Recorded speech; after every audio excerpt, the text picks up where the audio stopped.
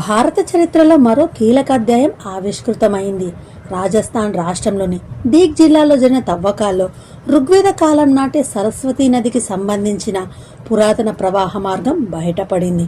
ఇది చారిత్రక వర్గాల్లో తీవ్ర చర్చకు దారితీసింది. భారత పురావస్తు శాఖ బహాస్ గ్రామంలో ఈ తవ్వకాలను ఈ సంవత్సరం జనవరి 10న ప్రారంభించిందని, సుమారు 20 మీటర్ల లోతు వరకు తవ్విన ఈ పరిశోధనలు రాజస్థాన్ చరిత్రలోని అత్యంత లోతైన తవ్వకాలుగా గుర్తించబడినట్లు సమాచారం. ఈ తవ్వకాల్లో ఋగ్వేద కాలానికి సంబంధించిన సరస్వతీ నది ప్రవాహ మార్గం బయటపడింది.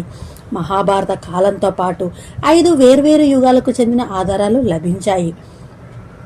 800లకు పైగా పురావస్తు కళాఖండాలు, అరుదైన ఎముకల పనిముట్లు కూడా వెలుగులోకి వచ్చాయని పురావస్తు నిపుణులు ఈ నది ఒకప్పుడు సరస్వతీ నది వ్యవస్థలో భాగమై ఉండి పూర్వపు నాగరికతలు ఈ నది తీరాన్ని అభివృద్ధి చెందినట్లు భావిస్తున్నారు.